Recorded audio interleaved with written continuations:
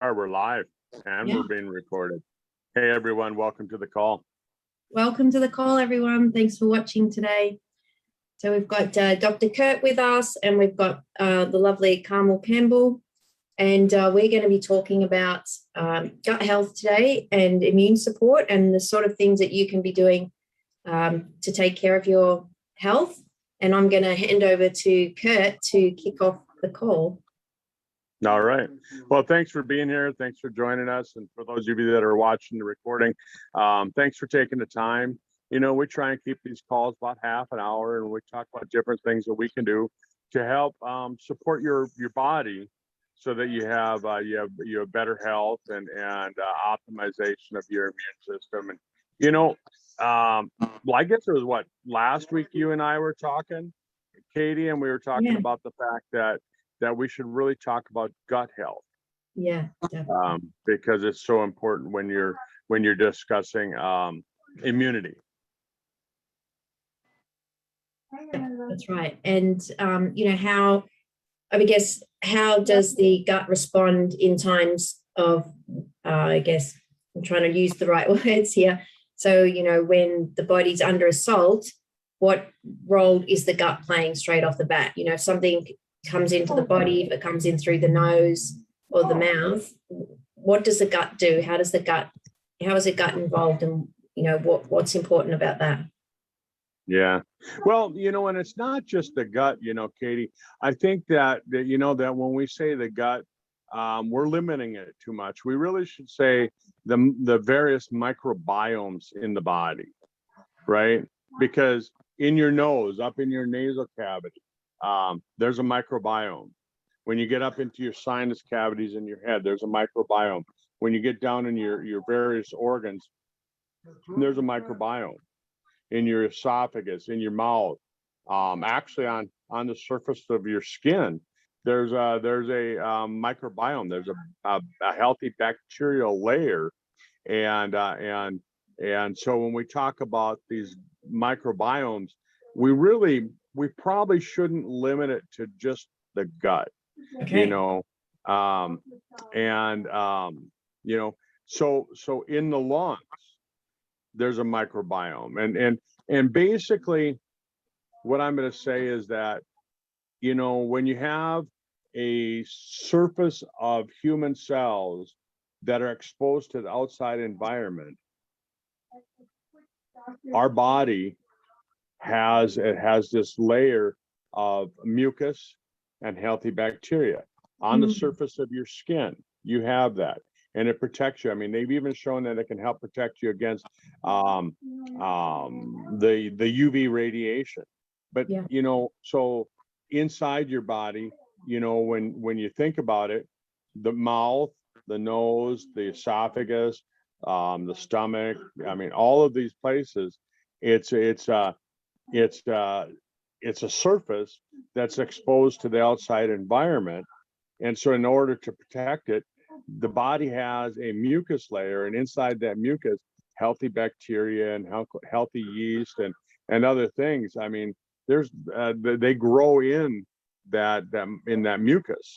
Right. And so that they've shown that there's like 30,000 different strains of healthy bacteria. Right. And so what happens is that, you know, as we age, you know, we'll just talk about aging first.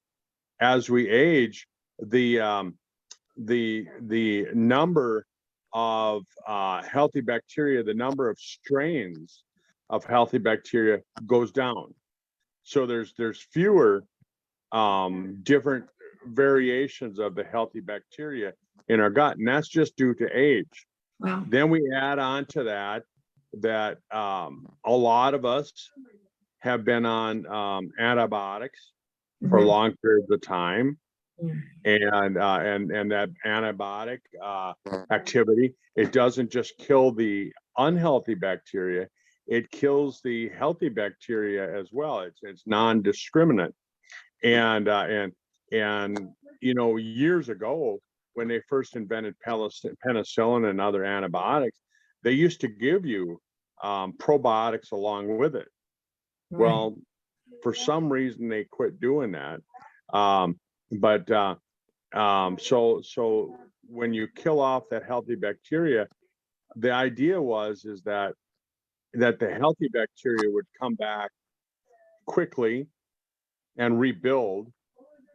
But what they're finding is that's not necessarily true in, I'm just gonna say in all people, I mean, because I'm sure there's some people that could go on antibiotic and rebuild their gut really quickly. So I'm not gonna say it's everybody, but I'm gonna say that it's some people.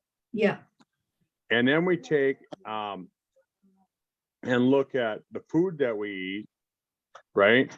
Yeah. I mean, I don't know if you're aware of this, but one of the top consumers of antibiotics isn't actually humans. It's cattle. It's cattle and animals. And what they do is they mix it with the food, with the animal feed. Mm. And so these animals are getting a low level of antibiotics. And so then when we eat that meat, we're getting those antibiotics in our body. And I've had people tell me, yeah, but when you cook the meat, it gets rid of the antibiotic. And, some scientists say that, but a lot of scientists tell me, no, that's not necessarily true. Right. So, again, what do those antibiotics do? Well, the same thing that it would do is if you took a shot of penicillin. It's gonna kill off the healthy bacteria. So, and I'm not trying to tell you to become a non-meat eater or a vegan or anything like that. I'm a meat eater. Yeah, I know. But you have to recognize that this is happening. Mm. And be proactive about it. And but what ends up happening is when you kill off the normal healthy bacteria, then the bad bacteria are going to move in. Mm. And they're going to take over the deal. And now your body responds. The normal body responds to an infection, which is basically that's what it would be. When a foreign bacteria gets in there, your body looks at it as an infection. And so the first response is inflammation. Right. Well, so you talked about the microbiome, and so we're talking about gut health today, but when we talk about gut health, as you said, the most important part is the good bacteria and the balance, the ecosystem there, the microbiome. But also you mentioned, we've got our microbiome in our mouth, in our nose, in our lungs. And of course, when we're breathing, if we breathe something in, if we bring, a foreign particle in that we don't want, and I think everyone knows a virus. Yeah. If we breathe that in, then if we've got an unhealthy gut, the lining in the gut bacteria, you would say then the lining in the nose, would the lining in the nose and the mouth also be off balance as well if the gut's off balance? More than likely, yeah, because how can you have one system being okay if another system is out of check? Right? Everything, your body works together. Everything, it's a sum of the parts. It's not just looking at each part individually. Right. And so that's why, and that makes sense, like the microbiome's all connected, because if somebody gets, say, a fungal infection in their mouth, it's related to the gut, because if you start fixing the gut, because that's just, the microbiome's also in the gut, then that obviously translates into the mouth. And, that is, that's how you start to, you can attack it, I guess, address it topically right there inside the mouth, but also they say, it's important to address the gut too, because obviously the two are connected. If one's out of balance, the other one's, as you've just said, most likely to be out of balance too. And so what sort of things can people do to keep the microbiome in the lungs, in the mouth, in the nose, obviously as well as the gut, in good balance? Well, before we discuss that, I think, let's say, because like I said, the first thing that happens is this inflammation, right? And it's Right. not inflammation like, oh, I sprained my ankle and you can see my ankle all swollen, right? Okay. Yeah. Right. And you put ice on it and you go, oh, okay, and you limp for a while and it eventually heals up. It's inflammation that is it's a chronic low grade inflammation. Right.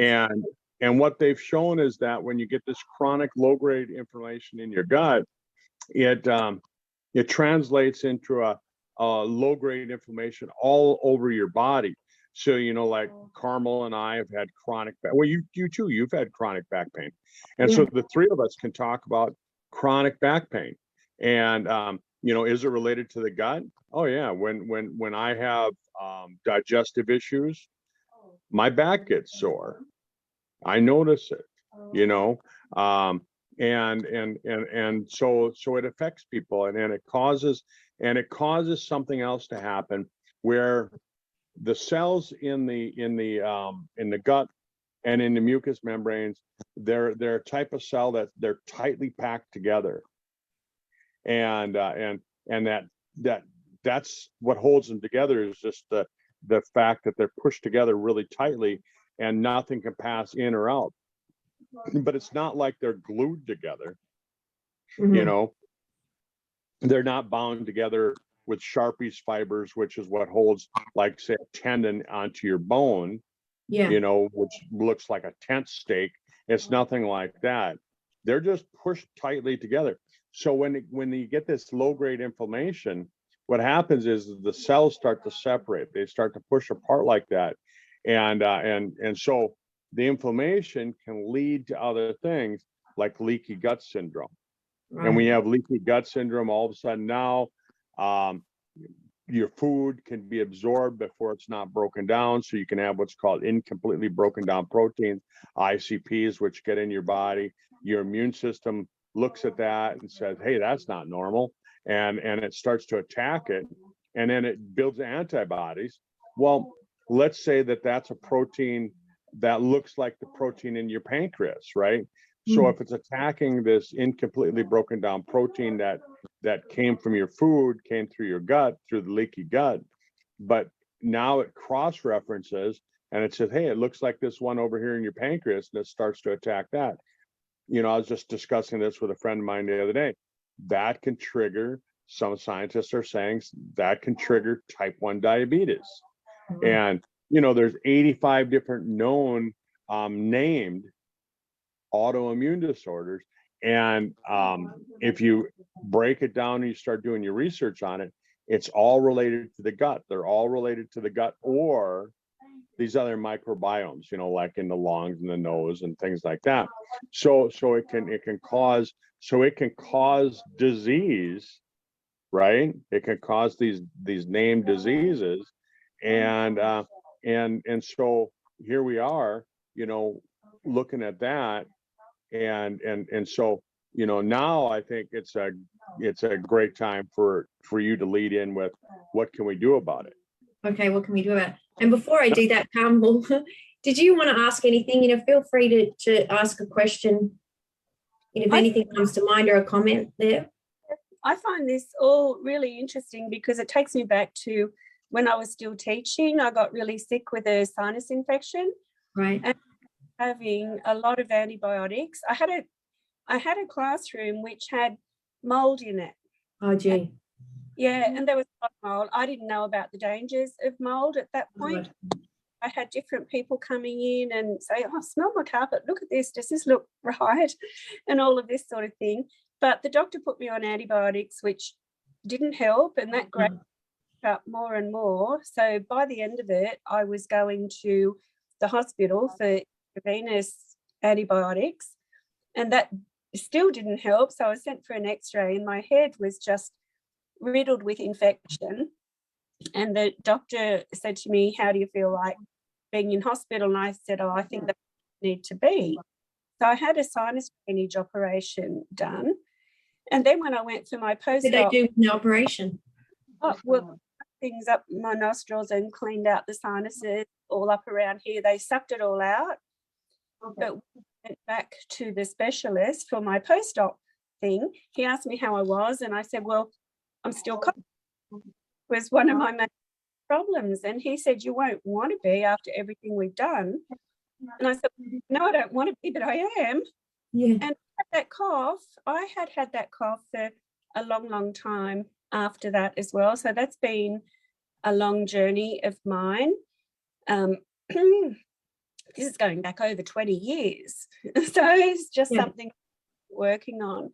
When did you realize that it was when did you realize, oh, the classroom's the problem, that's where the source of the infection probably started? Well, no one actually told me that that's what it was.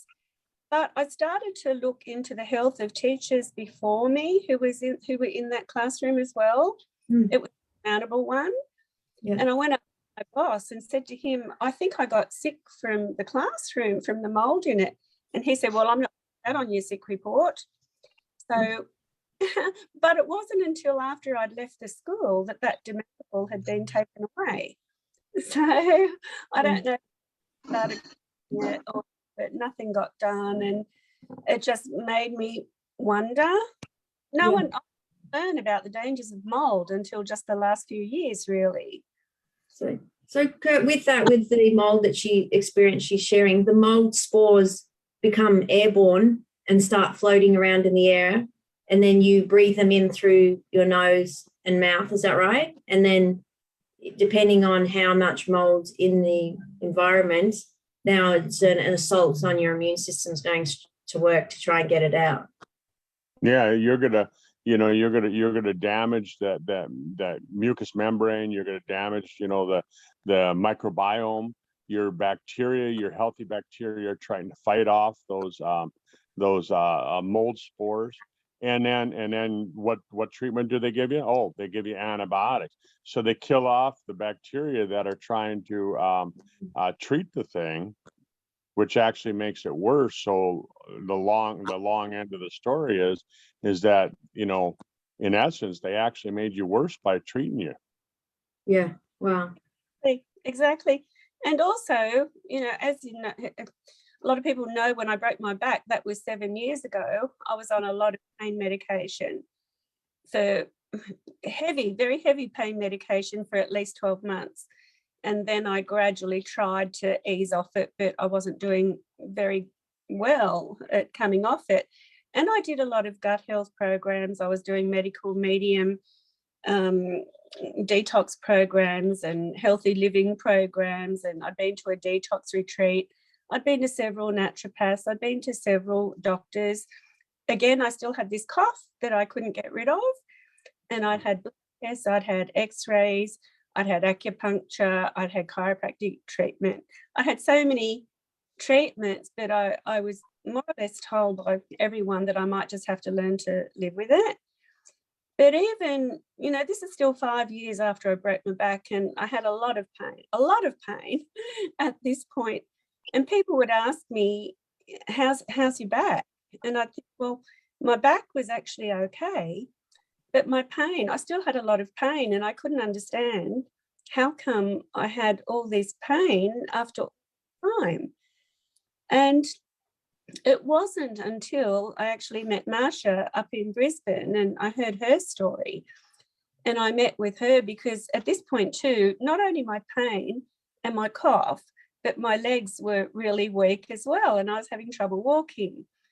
And, one step, just to lift one leg in front of the other, it was really heavy, and I was worried. And people would say to me, we're getting old, you've got to expect, because I had osteoarthritis as well, you've got to expect some aches and pains as we get older.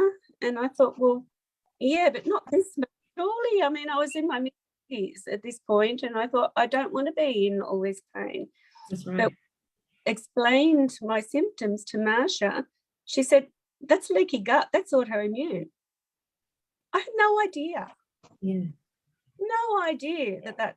Yeah, and I remember when I was talking to Marsha, before she started getting better, and I was explaining this to her, how the gut was so involved with the inflammation, and we put her on probiotics, which she had already been taking, but we got her using fulvic acid and humic acid, and boom, all of a sudden she just got better.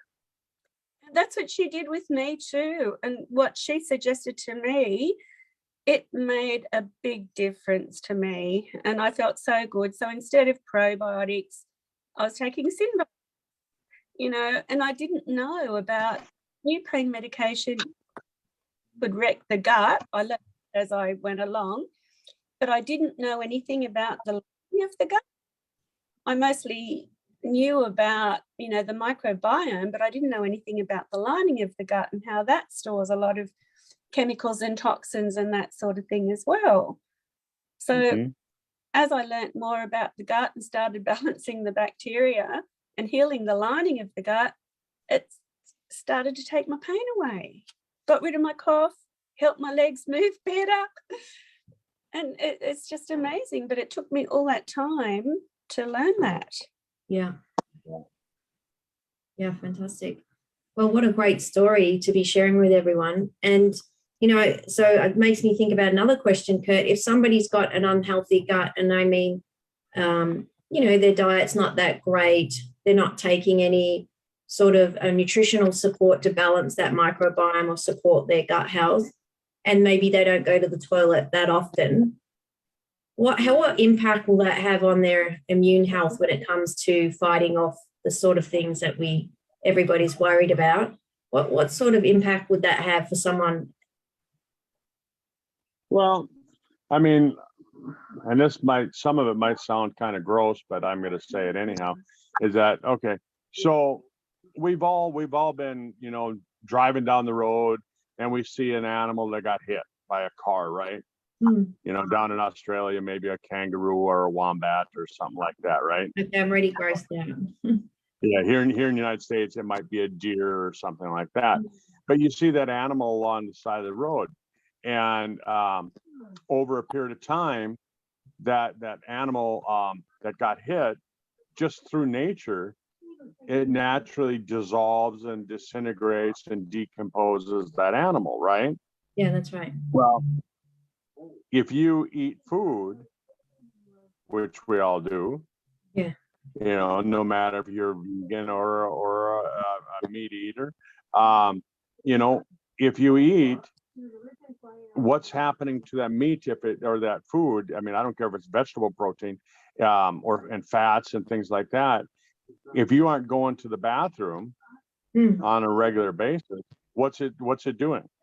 Sitting in the gut, rotting. Yeah, and what temperature is your gut? The perfect temperature for bugs. Yeah. So you got all that stuff that's living inside of you, and when unhealthy bacteria, when an unhealthy fungus, when an unhealthy mold is living inside of you, right? I mean, the key word is it's alive, it's living, right? So just like you have to poop every so often. So what do you think that fungus is doing? It's pooping? I don't know. Yeah. What do you think that bacteria is doing? Well, they give off a byproduct, the same? They're pooping. Yeah, they give off a byproduct called poop, right? And, and like I said, I mean, you think about it and you go, oh, holy cow, that's why you want to have normal bowel movements, once or twice a day. Twice is actually considered healthy. And if you're not, then you got that food, it's rotting inside of you, it's producing all these chemicals. And they found that unhealthy bacteria produce 6 neurotoxins. Oh, wow. Wow. And right, so think about it. Brain toxins. Neuro, right? Just break it down. Neuro, what's it doing? Well, it's going to affect your nerves. So it might excite the nerves a little bit more. So it's going to excite the pain fibers. When it excites the pain fibers, what does it cause? More pain. Yeah. Right. When it affects the serotonin receptors, right? It might cause depression. Right. I mean, all these different things. I mean, we don't have enough time to talk about all that, but just think about that. And so it's causing all of these things to go on. So not only now are you getting that inflammation, that chronic low grade inflammation, all of a sudden now you're having this effect on your nervous system, and it's going to affect all the other systems of your body. Yeah, wow. And that's why when people, if they're not going to the toilet regularly, they can get back pain, stomach pains, headaches, just generally and the word feeling sluggish, because all those bugs are building up, all that byproduct, all that bacteria is building up in their body and not coming out. Combined with the inflammation, the low grade inflammation triggered by your body's own immune system to begin with. Yeah. Right. So now let's relate it to what's going on in the world right now. Right. What do we have going on in the world where we have this COVID-19, this virus, right? And it's affecting this this ACE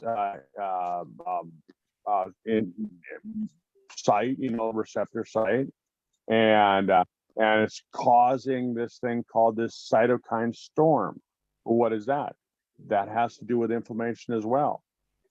So all of a sudden, you're getting this overwhelming inflammation, this overwhelming inflammatory effect, and your body can't handle it. Right.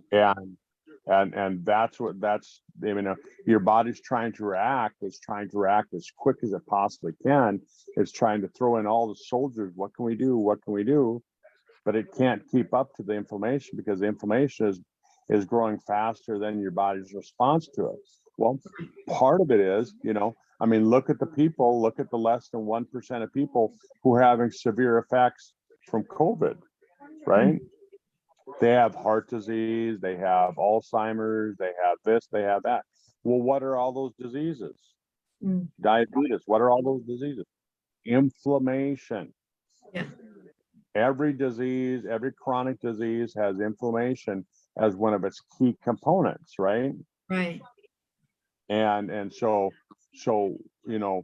is it important to keep your gut in check? You're dang right. Yeah.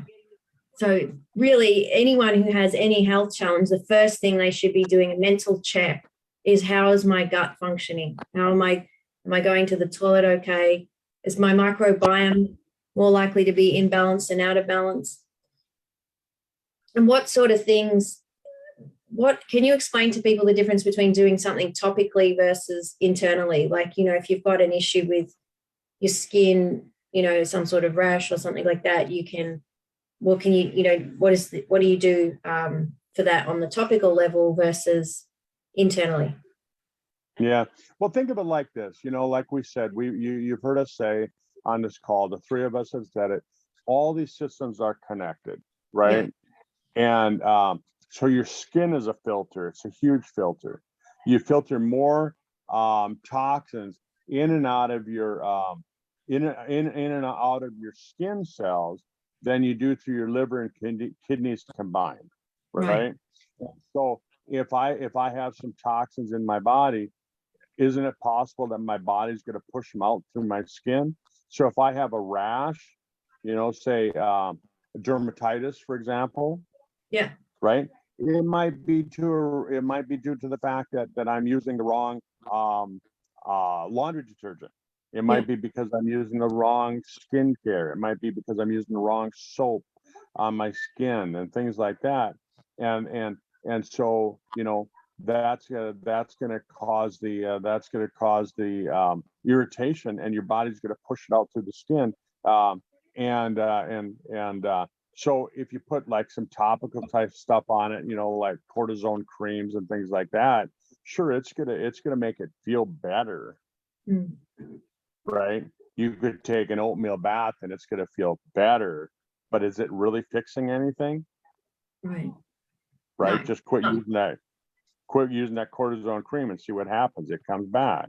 And so the bottom line is where I'm going with this part is that I'm saying that you've got to fix the gut. You got to fix those microbiomes in the body, and then your body will respond better. Okay, great. And so we'll go on to, so what products in our range can support the health of those systems? Well, number one, the first thing that we want to do is we want to do a detox, right? We've Okay. got to clean out the plaquing, the mucoid plaques, which is, it's like scrubbing your oven, Yeah. right? If you use your oven, it's going to get a buildup of junk in there, and eventually, you're going to have a film inside of your oven, and in your gut, because we're at the perfect temperature for that unhealthy stuff to grow. It's like a oven inside of us that's cooking at a low temperature, and so we get a buildup of this slime inside of our gut, and it hardens, and that's called mucoid plaque. And and so they found in what did they say? Elvis had like 50 pounds of mucoid plaque in his body when they did his autopsy.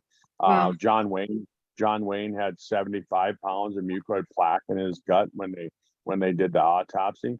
I mean, think about that. Think about that. All the people that are overweight, maybe your problem isn't that you eat too much. Maybe the problem is that you've got too much mucoid plaque inside of you.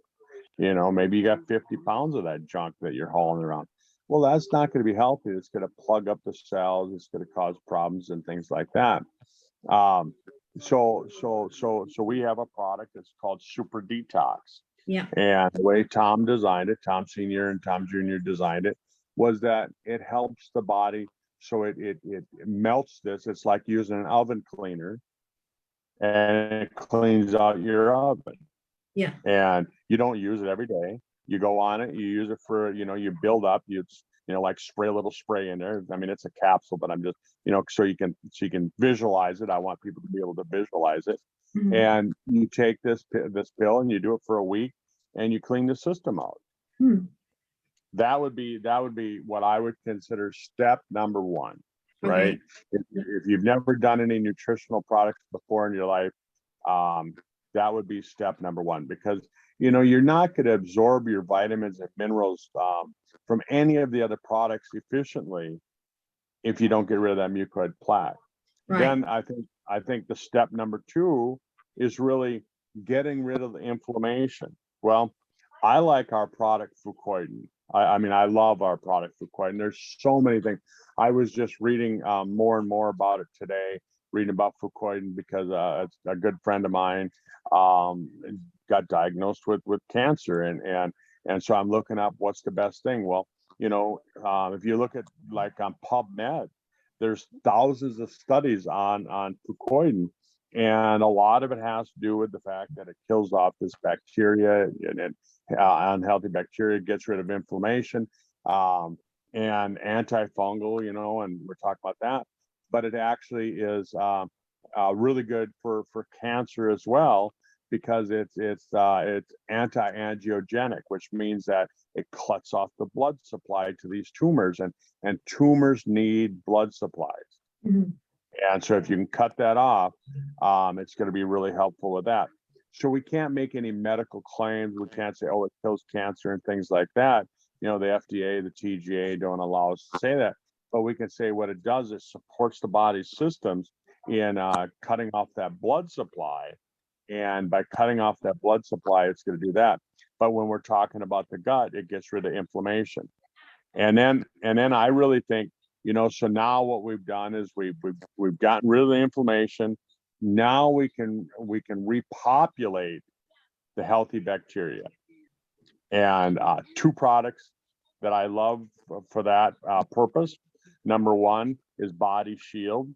Yeah. And Body Shield has what we call fulvic acid. And what fulvic acid is, it's a decomposed seaweed. It's decomposed seaweed, and it creates a bed for your garden. Think of it like putting compost on your garden. It creates the bed so the seeds have a place to grow. Okay. And so that's what the fulvic acid does. I mean, it has a lot of other properties as well that I won't get into right now, but it does that. And then you throw in the seed, which is the Balance D. And the Right. Balance D has all of these healthy bacteria. I don't remember how many billions of strains of healthy bacteria is in there, but it repopulates. And now you've created that garden for your body to grow this healthy bacteria and then we follow up with, now giving the body nutrition, which is the Spectromax, and we give the body the fiber, and we can use this new product that we have called Sizzle Collagen B3. And what the Collagen B3 does is it tightens up those junctions. Remember I was saying how the cells in the gut are tightly packed together? Well, when they get inflamed, they become loosely packed. Right. And the collagen tightens that back up. It tightens up those junctions.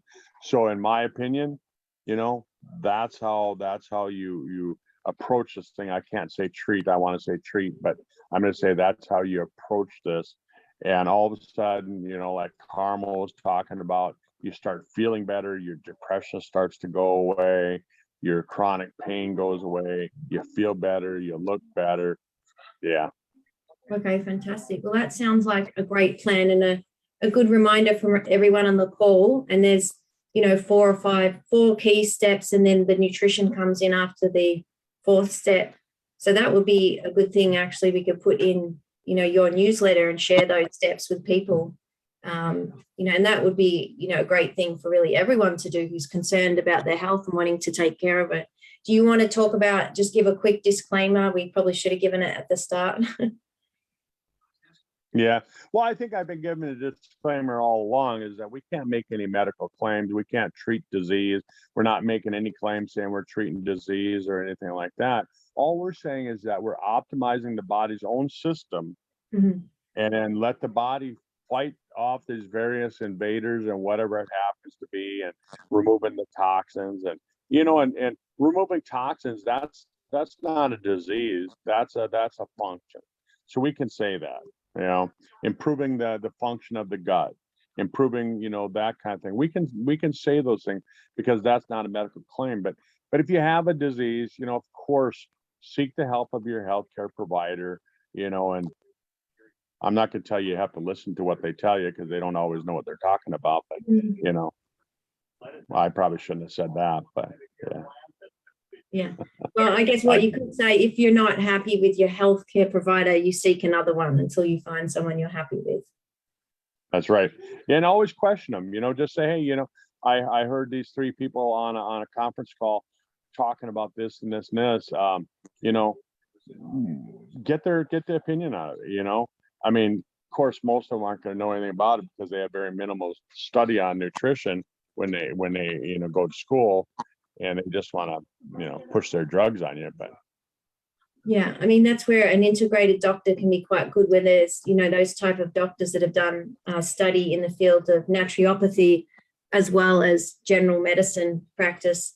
And they can combine a little bit of the two together. So they have a working knowledge of both. So I think that can be quite helpful. But with that being said, I guess we can leave it there.